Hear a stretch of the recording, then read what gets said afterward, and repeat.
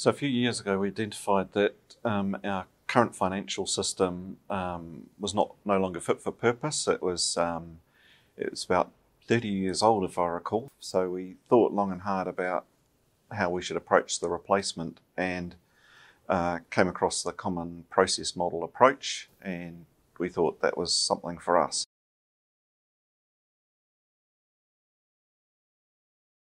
We chose the common process model approach because it's the most sensible, most cost-effective, and was most efficient for the delivery, and it met the ministry's needs. Because there is a bit of a myth that financial processes are different between agencies, and it is a myth, and I believe we've proven it, because with the common process model you get a really big head start, because you don't have to think about a whole lot of things that you would have to think about if you were building from scratch.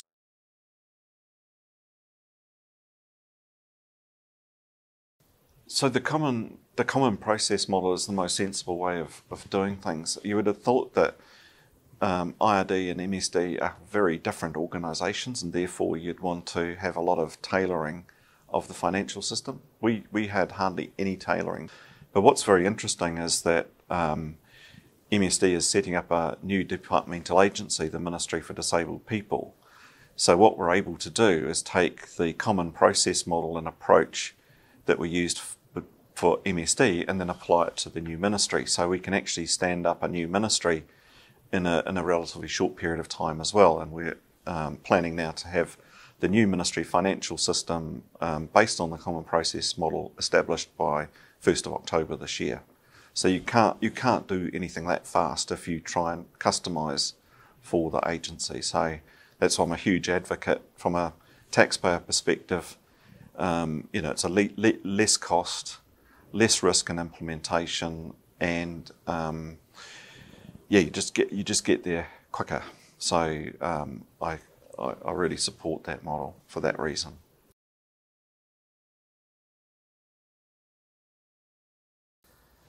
The main benefits of using the common process model are in time. So the time for implementation is shorter, because you're not having to rebuild or do detailed analysis of all the business processes you've got and then configure the system to those business processes. You effectively take the business processes that are there.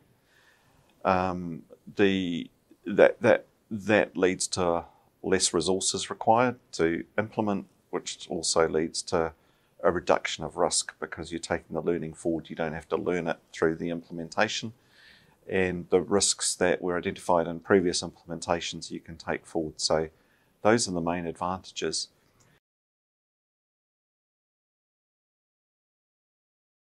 One of the interesting metrics that is that we've discovered if we've just done our first month-end close, and normally it takes quite a while, many days, and a lot longer than we'd hope, maybe up to 15 days. It took 5 days to close in our first month. So that's a good sign in terms of the performance of the system overall.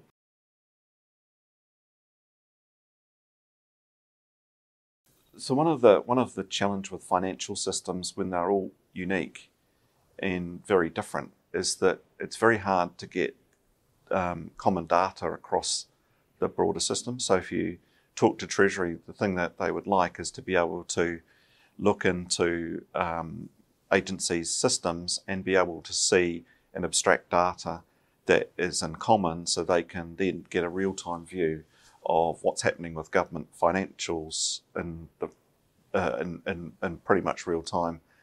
And of course that's not possible unless the systems are the information that's in the systems is structured in an appropriate way.